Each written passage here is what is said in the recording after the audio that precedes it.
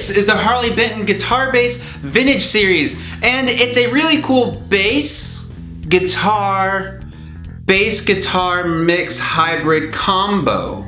So this is basically Harley Benton's version of the Fender Bass 6, and if you don't know what the Bass 6 is, it was introduced in the early 60s, and it's essentially a bass but with the scale length of 30, such as like a long scale guitar or a baritone, but it's still E through E, and it's just an octave below your regular guitar range. It's a really cool idea for an instrument because it gives you the entire range of a full fretboard like you would with a guitar, but you get that octave down because it is technically a bass. Starting off, you have a basswood body that has a great looking sunburst finish to it, along with chrome hardware and 3 single coil pickups. And the 3 pickups are HBZ custom wound Alnico 5 vintage voice single coils, and I'm pretty sure these are just basically Harley Benton's in-house pickups. You get a nice range of different sounds with all 3 pickups, and you have a 5-way selector switch too to really give you a nice broad range of things. But I'm really curious what a more powerful set of pickups would sound like with this combination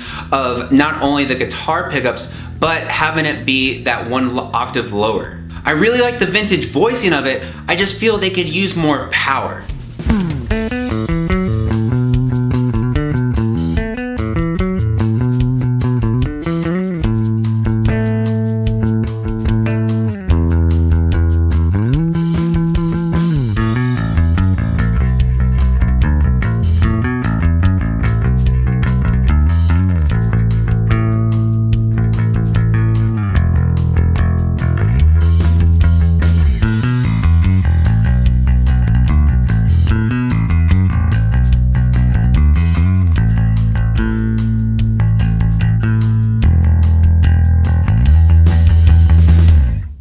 Then from there you have a tortoiseshell pickguard that always looks really great with sunburst finishes, as well as a regular volume and tone knob. Moving up from there, you have a maple neck with a rose Acer fretboard. And now this, from what I can see across the board, is essentially just a rosewood replacement, and it feels really smooth and it just feels really nice across your fingers. I haven't really noticed a huge difference between this and rosewood, but I just don't think it's a bad thing at all either. You have a C-shaped neck profile, as well as 21 jumbo frets, and the neck width is at 42 millimeters, and this is just as wide as most P basses. And the neck as well has a cream binding and pearl block inlays too. And then there's a graphite nut and Kluson style tuners, and for the tuning overall, I've had an okay sort of experience with it. It's not great, but it's not terrible either.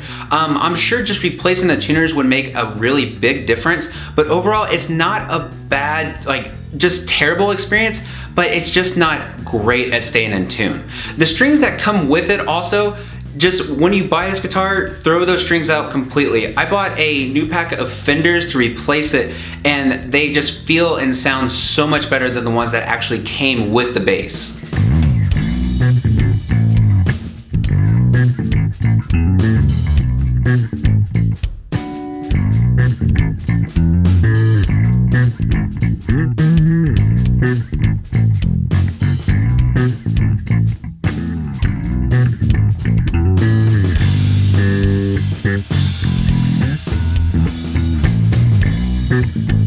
And one of the really crazy things about this bass is once you start playing it, you don't really, at least to me, you don't play it like a normal bass.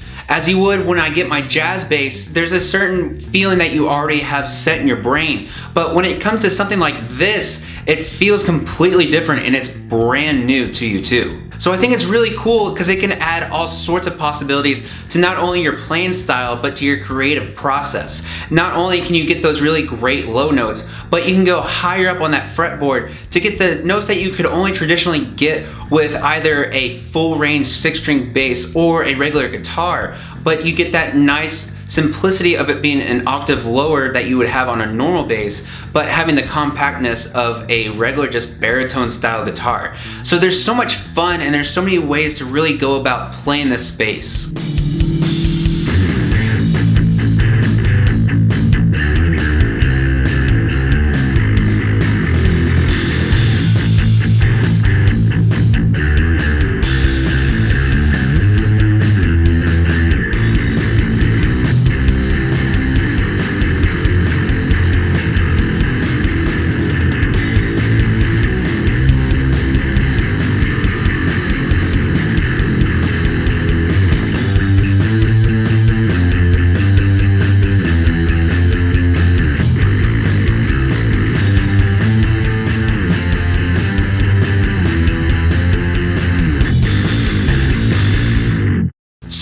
This brand new is $188, which is just insane, especially for the quality that you're getting. I didn't see any dents, dings, or anything like that. Nothing that seemed out of place. The frets felt and were smooth as hell, and it's just a lot of bang for your buck. I mean, really the only things that I would really change are the tuners and the pickups. I don't even know what kind of pickups I would really replace it with, but I just want something that's a little more bold and a little higher output, I think, too. There's a lot of range to it, but overall, there's so much fun to be had with this bass, and it's just a completely new way to go about playing bass too. But let me know what you guys thought about it. This was something completely different for me, and it's just a lot of fun to go through it and really see what it's like to play this long scale guitar but short scale bass at the same time. Thank y'all so much for watching. If you like this video and want to see more, go ahead and subscribe. And if you want to help support the channel, head over to my Patreon page. Thank you guys so much for watching as always, and I'll see y'all next time.